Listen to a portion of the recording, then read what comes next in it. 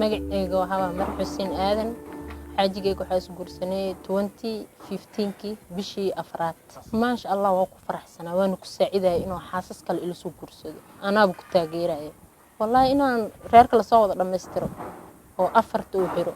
raaliyan ka ahay السلام عليكم magacay farxay jaamac waaye ana waxa xaaskii labaad waana ku faraxsanaa gabdho kale inay iga daba imaadaan oo ku faraxsanaa ani xaajiga waxa isguursanay 2018kii waana ku faraxsanaay wana ii sheegay inuu laba xas leeyahay caruur ay u joogto maasha Allah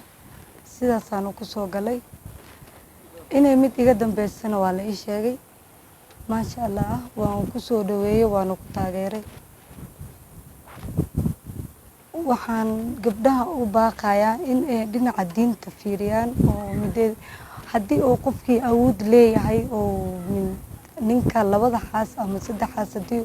uu guursado oo awoodeeda ka soo bixi karo in lagu taageero ilaahay baa ku mahadsan isku imaashaha maanta aan halkaan isugu nimid alxamdulillah aniga magacaygu waa Naxwa Cabdicasiis guurkaygu wuxuu dhacay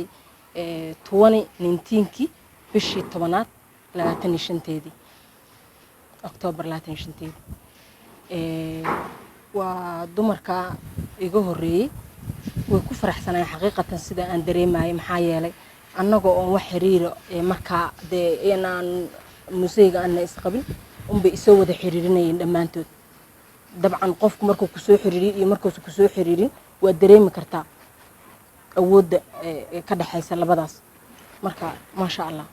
saddexaas inay ka horeyso inay qoys faraxsan yihiin inay imaashayga ku faraxsan yihiin intaba waa la ii sheegay waana ku faraxsanaa markaan soo galay maadaama ay yihiin qoys faraxsan